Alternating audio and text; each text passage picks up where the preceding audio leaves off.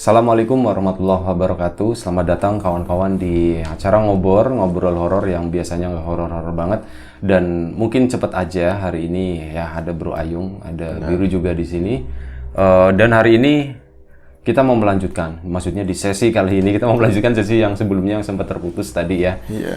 Jadi ya langsung aja deh, waktu dan tempat, kisah tentang Mbak Nur gitu ya. Betul. Ini Mbak Nur keduanya gitu. Monggo waktu dan tempat Bro Ayung, kami persilahkan. Baik. Terima kasih Mas Rian atas kesempatannya. Aku nyapa kawan-kawan dulu.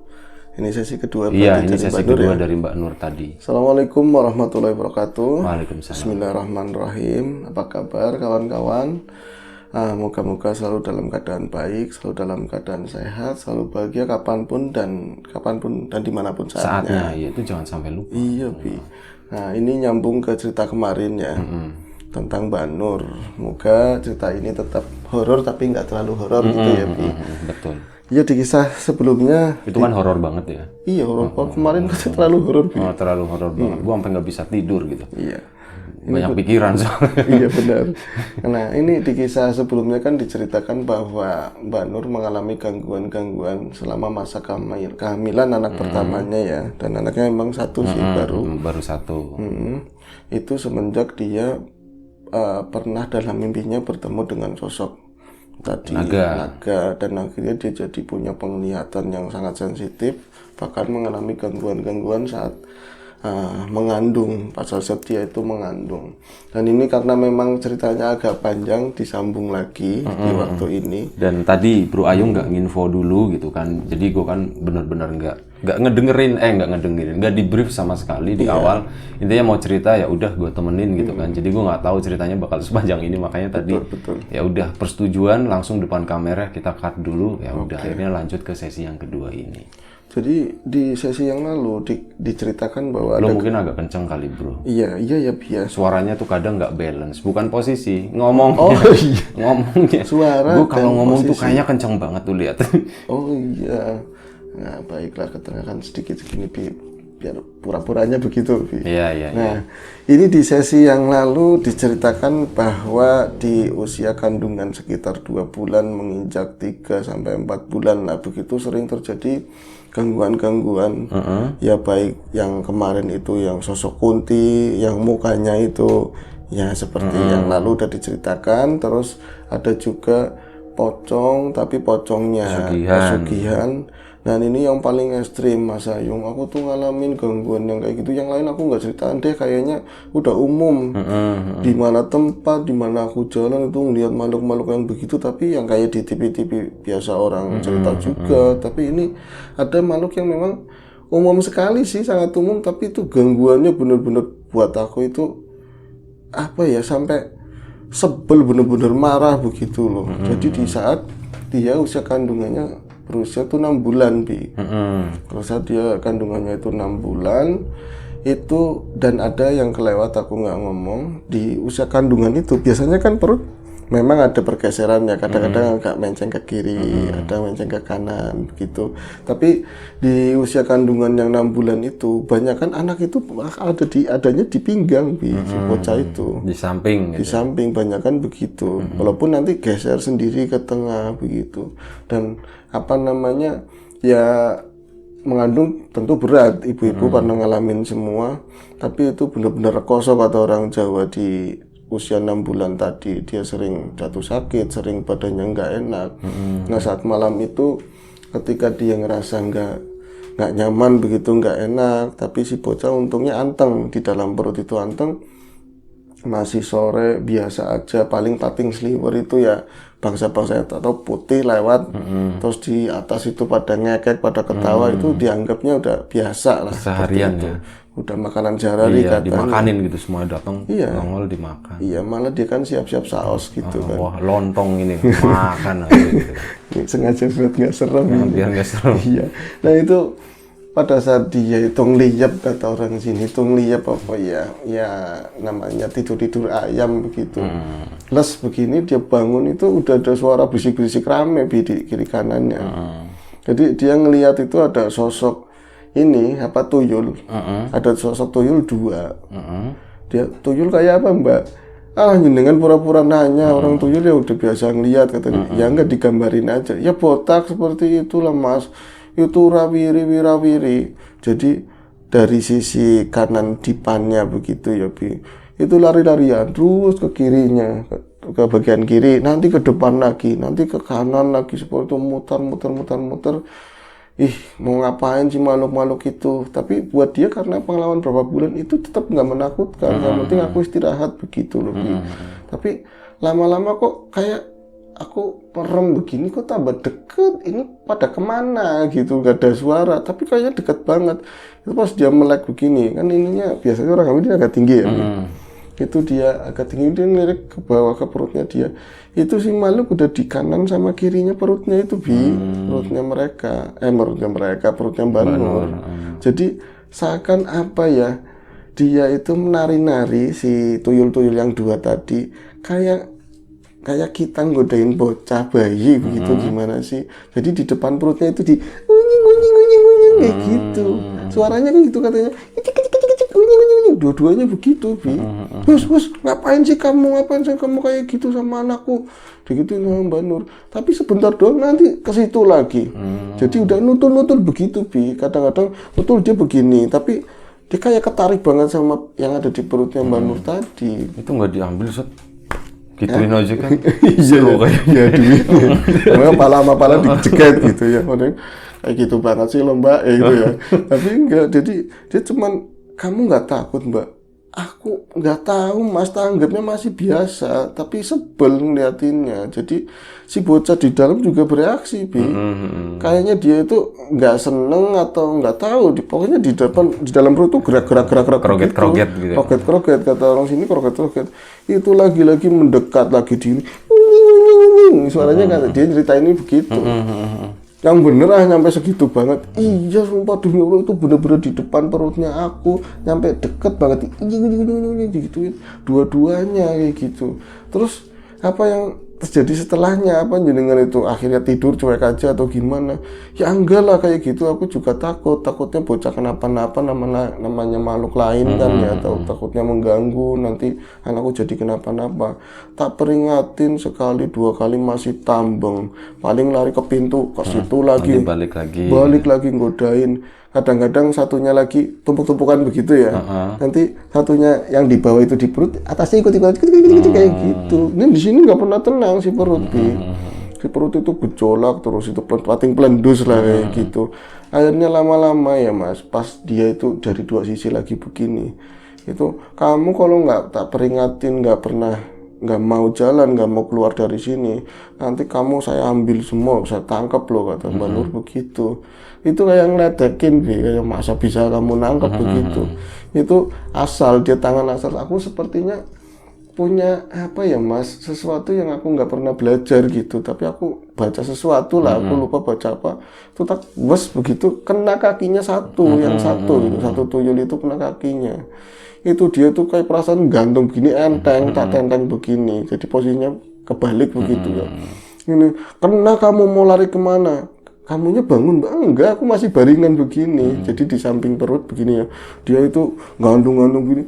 Yang satu nangis kejer Bi katanya. Jadi kalau apa sih Mas, kalau yang nangis itu parah banget, anak kecil kejek gitu ya, bilang itu nyampe begini kecil, lepasin, tolong lepasin, kenapa kamu nangis? Jadi di sini ngomong minta dilepasin yang gantung, ya kawannya itu yang nangis panik, parah, yang panik parah. Lepasin, jangan digituin temanku, jangan digituin, lepasin, tolong lepasin, janji nggak mau gitu-gitu lagi.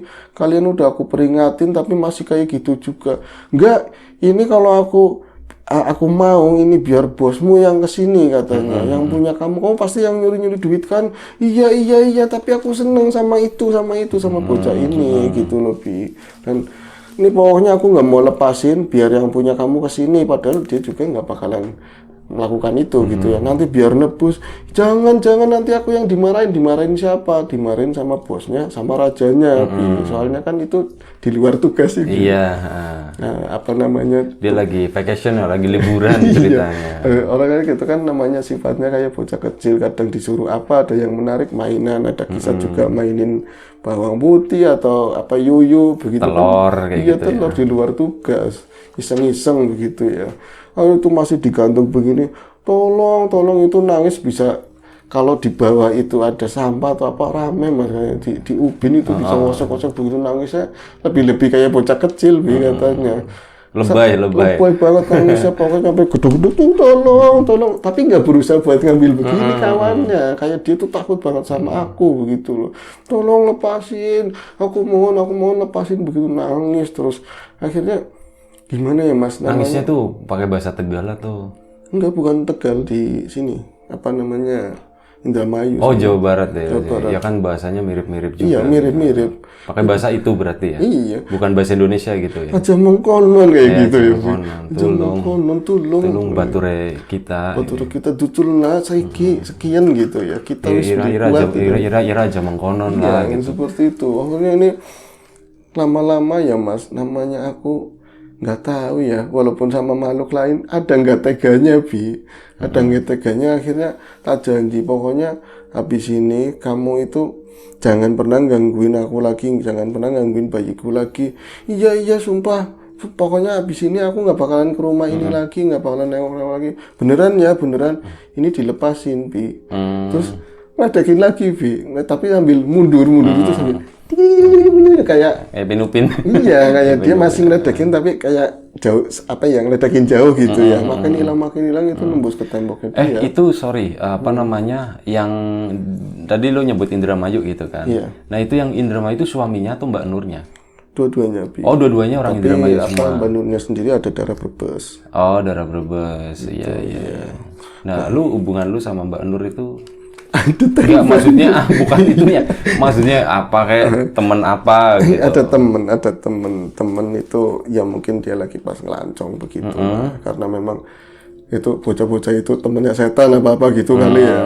Akhirnya dia, karena mungkin dia ada pertanyaan yang selama ini dia ganjel, siapakah sosok selama ini, kenapa aku bisa ngeliat, itu akhirnya dikasih unjuk no kosono tuh mau cerita Tumbahnya gitu ya. diberaniin.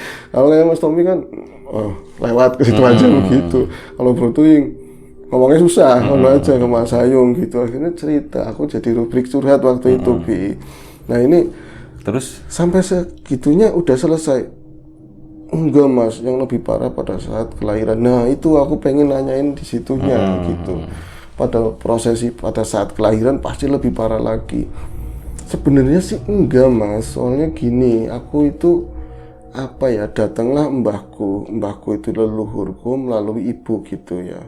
Dia itu akhirnya dipanggilkan sosok apa, kalau kata dia itu butone bumi kayak anak pitu, ada 7 gitu. Itu salah satu yang disuruh jagain.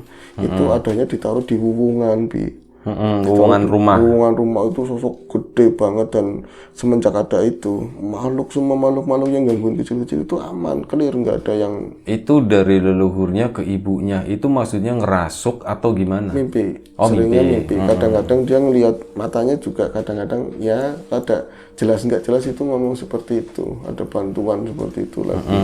Tapi ini asli atau tipuan kan belum ini ya.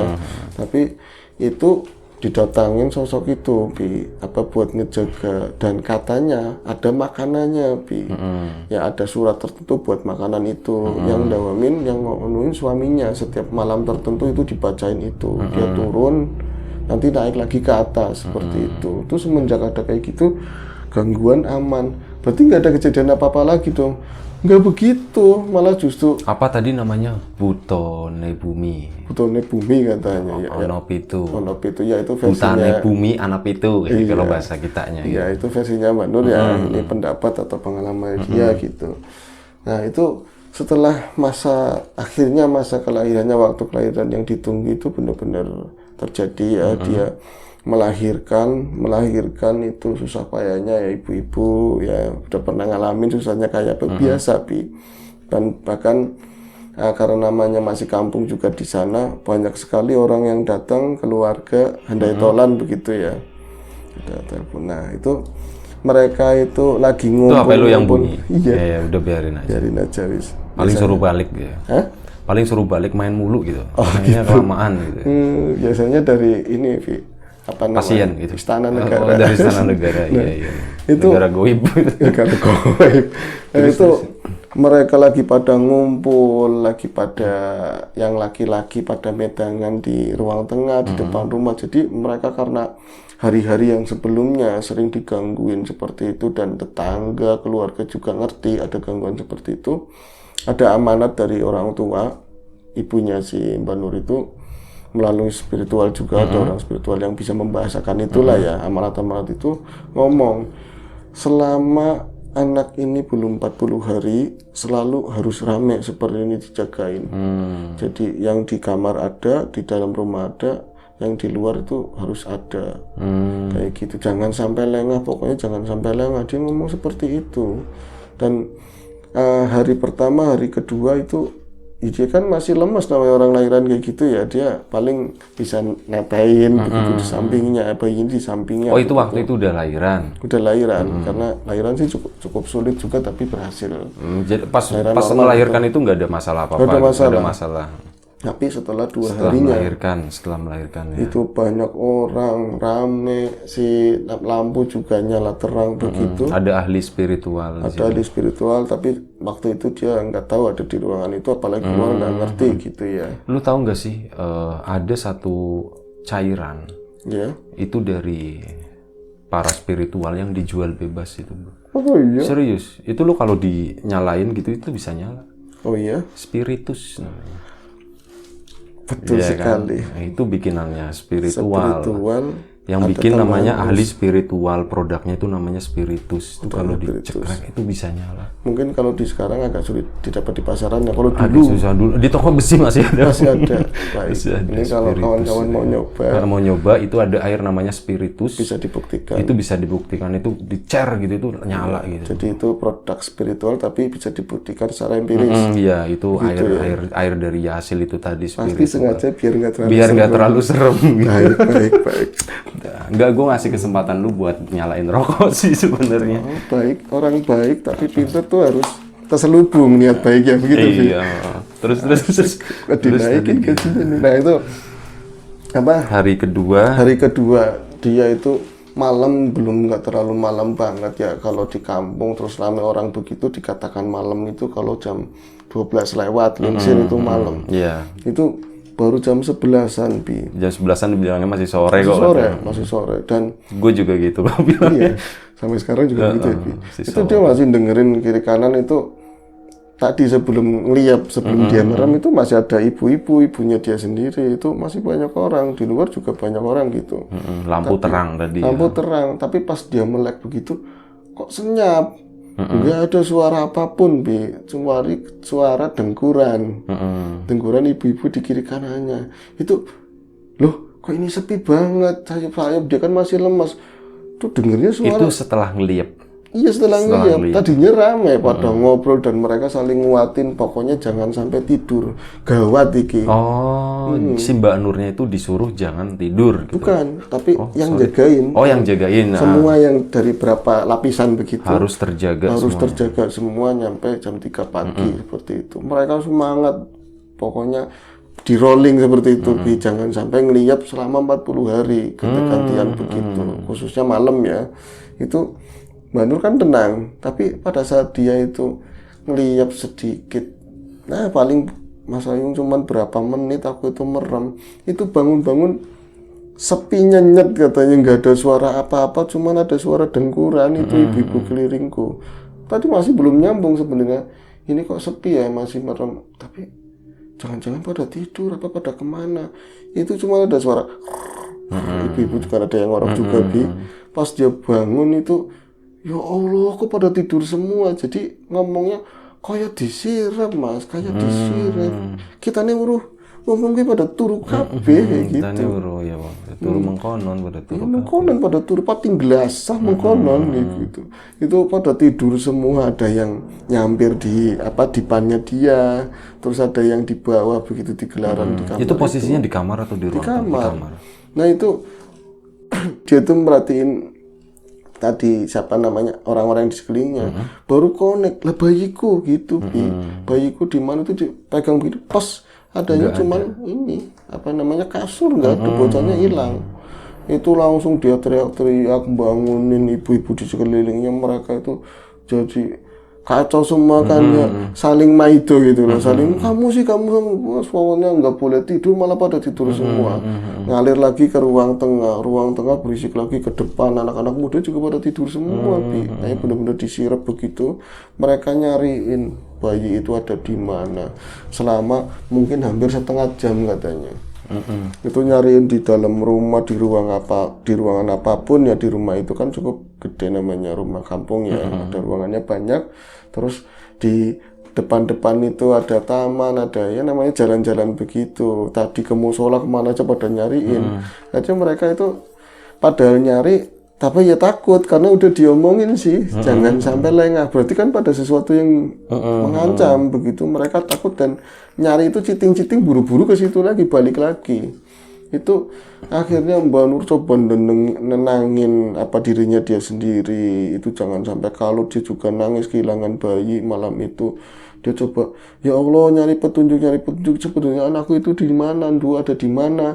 Itu kedengaran suara tangisannya, suara tangisannya. Jadi kok ada suara tangisan bayiku gitu. Nah itu Bentar bro. Ya. Lu kayaknya udah nggak. Kalau gue mendadak bangun nih artinya. Ya. Harus di switch. Ngedenger tangisan tadi. Iya, dia mulai sayup-sayup itu di antara berisik-berisik orang di ruangan tengah, ada yang masuk di kamar itu, mereka itu lagi berisik-berisik nyari bocah nang diira kepriwe blos, pokoknya banyak yang saling inilah ya, nyalahin gitu. Saling nyalahin, terus coba nyari di sini, coba nyari di situ. Manur coba nenangin diri, itu mulai kedengeran suara tangisannya si bocahnya dia itu loh. Terus yang lain kok kayak nggak dengar, dia negesin lagi suaranya dari mana, itu kok suaranya di atas begitu. Jadi kalau misalnya deskripsi kamarnya gitu ya, ada dipan, terus lemari di pojok sana itu ada lemari yang gede tinggi, berarti sekitar semeteran, itu baru sampai ke Ethernet begitu ya. Jadi arahnya dari atas lemari itu akhirnya udah menang diam, semuanya diam gitu.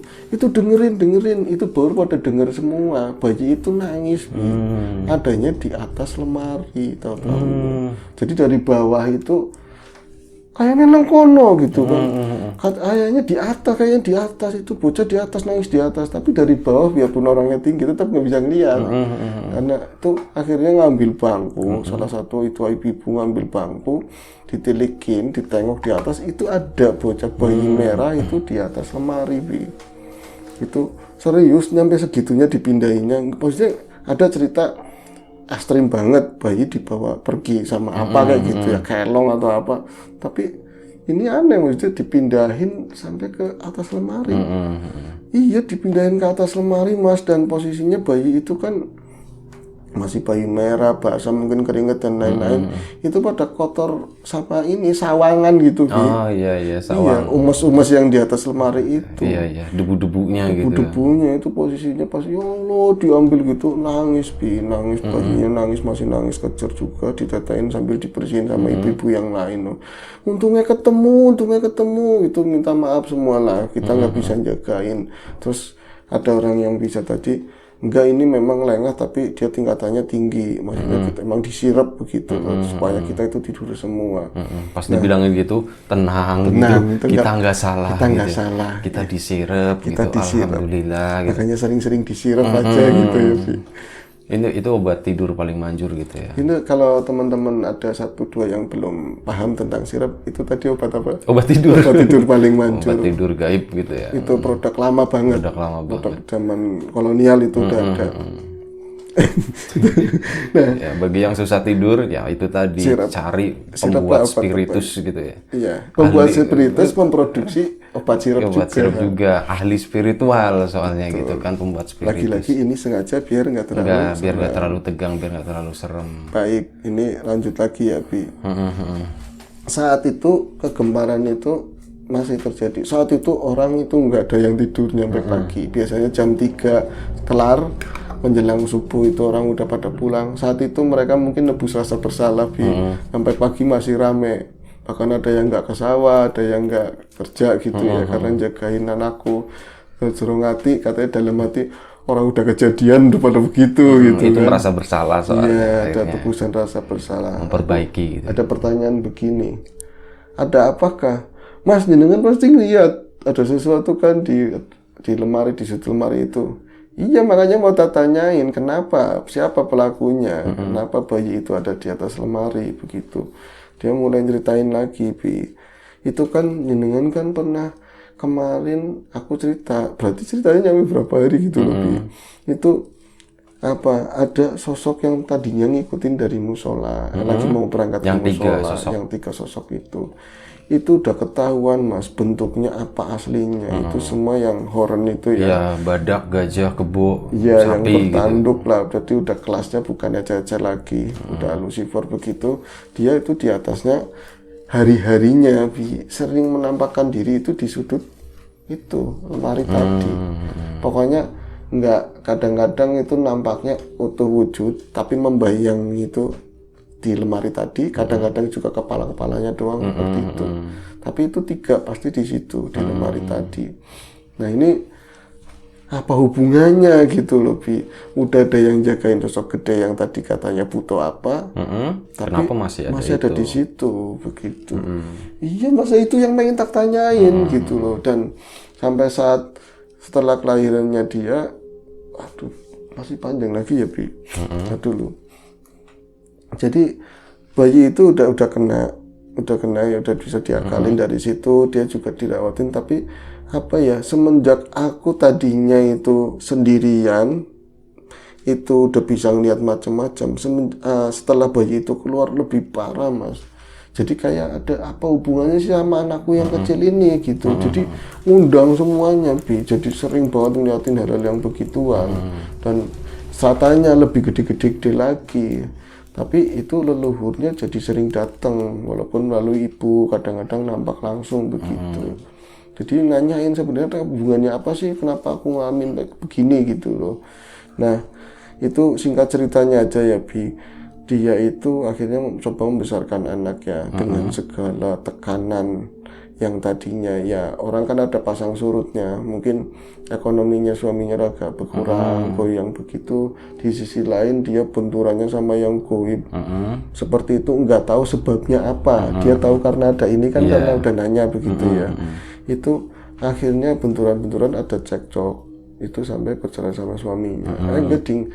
Belum bercerai, jadi dia karena ya masalah ekonomi dan yang lain-lain, dia juga nggak ngaku bukan orang yang mampu. Dan banyak orang sana yang hijrah ke luar negeri, jadi apa namanya, TKW. Dia akhirnya berangkat ke luar negeri. Dan ini adalah tahun kelima. Tahun kelima, jadi untuk 6 tahun dia ada di sana. Jadi dia menceritakan, Mas, betapa dengan pasti ngerasain aku kayak apa ya, Mas. Udah 6 tahun aku nggak pernah ngelihat anakku. Kita cuman bisa by phone ngelihat seperti itu. Anakku udah 9 tahun saat ini. Tapi yang paling buat miris buat aku, sebenarnya aku nggak pengen berangkat. Tapi saat itu kayak ada yang 3 itu yang selalu ngompor-ngomporin buat berangkat gitu loh, Bi. Jadi sering marah, ada benturan sama suami, gini-gini. Terus aku harus membuktikan, tapi nggak tahu aku mau membuktikan apa gitu loh. Sebenarnya kalau bertahan juga mungkin bisa, tapi aku berangkat. Tapi setelah ada di sini, tadinya pernah ke Arab, pernah kemana, ini tahun keberapanya dia ada di Taiwan, Bi. Itu dia di sana itu sering sedih, dan aku nyesel kenapa aku di sini. Aku udah kangen banget sama anakku gitu loh. Nah, yang peristiwa yang menyakitkan buat dia di tahun pemberangkatan pertama itu ternyata ini kata pure, Mas, ceritakan semuanya, nggak apa-apa gitu. Akhirnya aku berani ini ngomong. Itu yang buat aku sangat sedih. Ketika aku kesana ke luar negeri, semua biaya di rumah, biaya orang tua, adik, kakak itu banyakkan dari aku.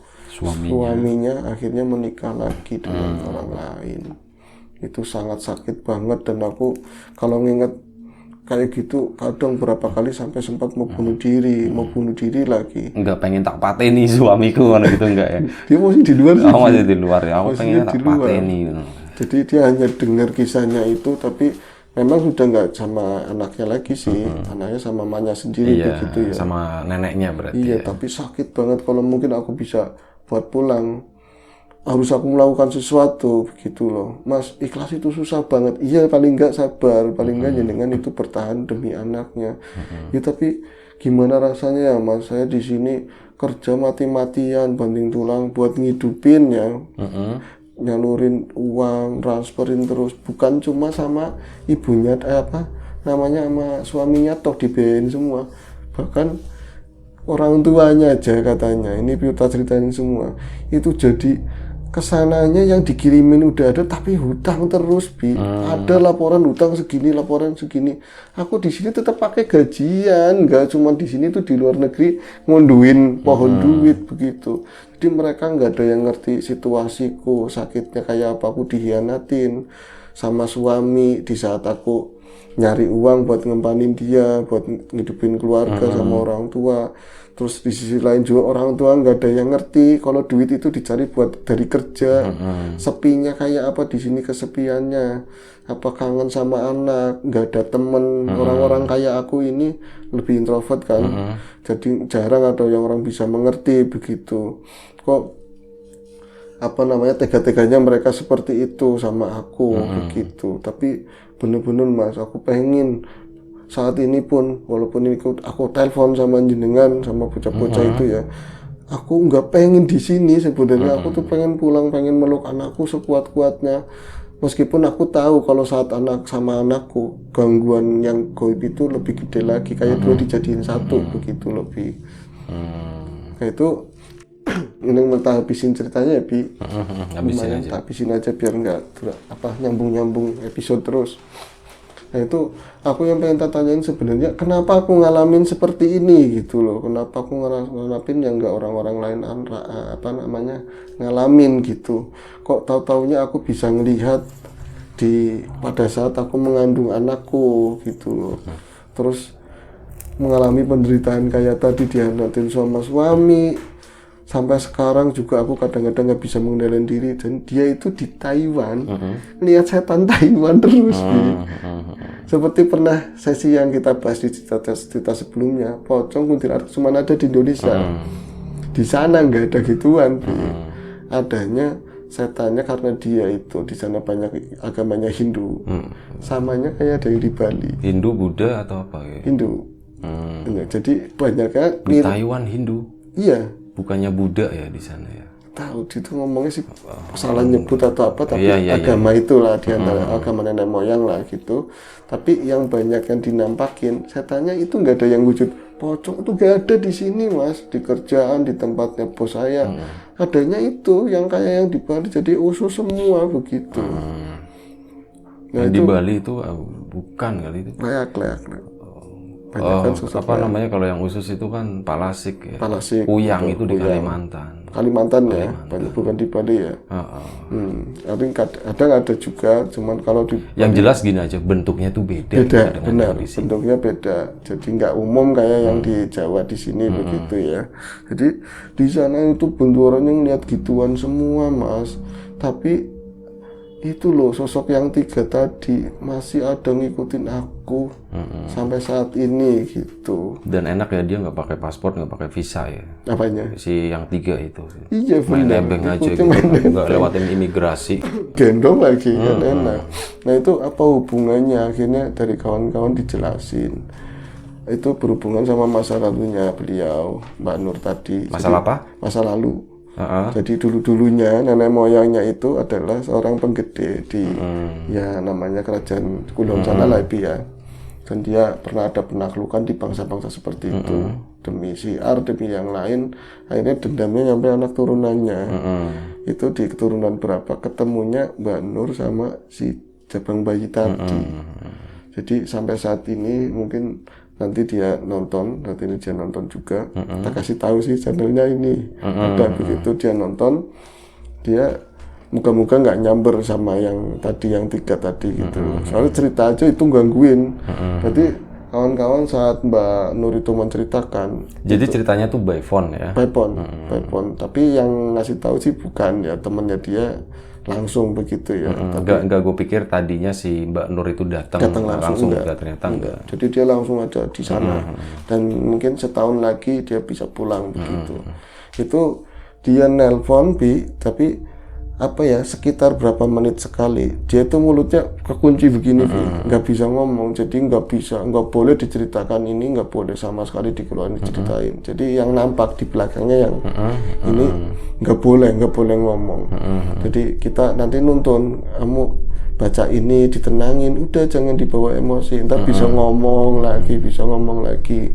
Dan ini 2 malam dia nelpon. Setiap nelpon berapa kali, 15 menit atau 20 menit dia kesurupan. Nanti dia kesurupan ada 10 menit, 20 menit, bangun jadi diri dia lagi, kesurupan lagi. Dan semalam cukup ekstrim. Untungnya gitu, kata dia kan pernah ngomong, aku kalau lagi down banget itu sampai pengen bunuh diri. Itu lagi megang apa namanya? Garpu. Bukan, Pisau. gunting. Oh, gunting. Gunting. Dan di sini depannya untungnya ada boneka. Jadi kayak gitu. Untungnya ada boneka dan dia pingsan. Itu. Jadi apa ya? Dia minta tolong supaya cerita ini diceritakan di channel Mas itu. Kata temanku, Mas punya channel itu yang buat ngobrol-ngobrol, ada channel seperti itu. Ya harapannya semoga dengan disampaikan cerita ini beban-bebannya Mbak Nur itu sedikit berkurang. Siapa tahu dia mau menceritakan ke keluarga, nggak mungkin, pengen ngomong ke suami nggak mungkin, bisa berbagi sama teman-teman agak nyudah rasanya dia lah. Iya, semoga Mbak Nur juga kondisinya makin membaik ya. Gitu, ada sesuatu yang nggak terduga yang bisa datang ke sana dan itu merupakan solusi dari semua masalah yang Mbak Nur alami sekarang. Pokoknya apapun perjuangannya demi anak, demi keluarga, kalau kita niatnya terus pasti ada hasil baik di balik itu ya, Bi. Dan dia sekarang janda, Bi. Kedepannya pasti ada seseorang yang menunggunya ya, Bi. Mas Ayung ya? Mas Ayung. Oh, bukan. Ya. Iya, Mas. Ya kita doakan lah semoga apapun itu gitu, yang namanya rezeki ya. Itu tadi, rezeki itu bisa berupa uang, jodoh, anak, kayak gitu kan, macam-macam. Semoga tetap dimudahkan gitu rezekinya. Jadi tinggal setahun lagi dia di sana. Amin, semoga tetap diberi keselamatan buat Mbak Nur, anaknya juga, ya semualah sekeluarganya gitu ya. Semoga diberi kebaikan dan dipertemukan dengan obat dari semua masalah yang pernah dihadapi sama Mbak Nur kayak gitu.